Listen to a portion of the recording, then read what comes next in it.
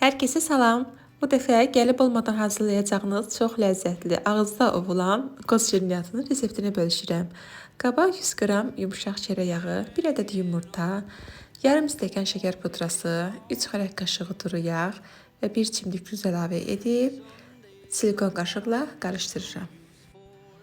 Bu reseptlə hazırlayacağınız qoz şirniyyatını çox bəyənəcəksiniz. Anındaca bitəcək. Buna zəmanət verirəm. Və üzərinə un əlavə edirəm. 1 çay qaşığı qabartma tozu əlavə edib qarışdırıram. Ondan hər ehtimala qarşı biraz saxladım ki, birdən çox olar. Qeyd edim ki, 2 stəkan un götürmüşəm. Və qalan unu da sonradan əlavə edib xəmiri tamamlayıram. Bu reseptlə ölçülər tam olacaq və xəmirimiz hazırdır. Gördüyünüz bu teksturada yumuşaq, ağızda ovulan bir xəmir olur. Xəmiri 2 hissəyə ayırıram və uzunsov forma verirəm.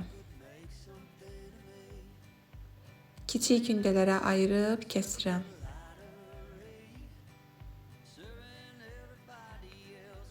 Və kəsdiyim xəmirləri yuvarlayıb bir qabın içərisinə qoyuram. Qabı da yarım saatlıq soyucuda saxlayıram. Siz isə hələ də kanalıma abunə deyilsinizsə abunə olmağı, videolarımı like etməyi və yaxınlarınızla bölüşməyi unutmayın.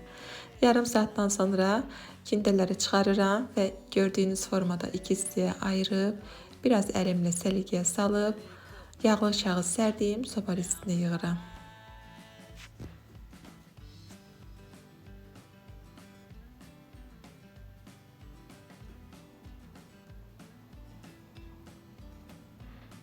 Hər birini soba üstünə yığdıqdan sonra çöp vasitəsilə forma verirəm.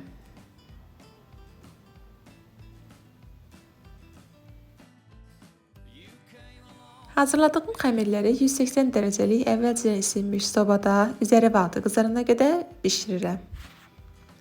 Bişirib götürdükdən sonra isə biraz soyuduram. Soyuduqdan sonra bişmiş qatlaşdırılmış südlə aralarına doldururam və bir-birinin üzərinə qoyub birləşdirirəm.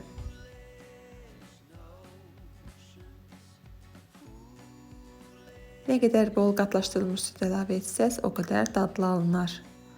Bu şəkildə hazırlayıram hər birini və bir kənara qoyuram.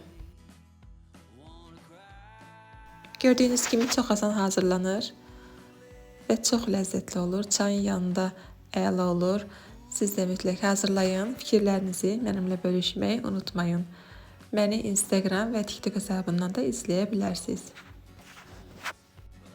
Fikirlərinizi mütləq rəy bölməsində qeyd edin. Hər birinizin fikrini oxumaq mənə maraqlı olar.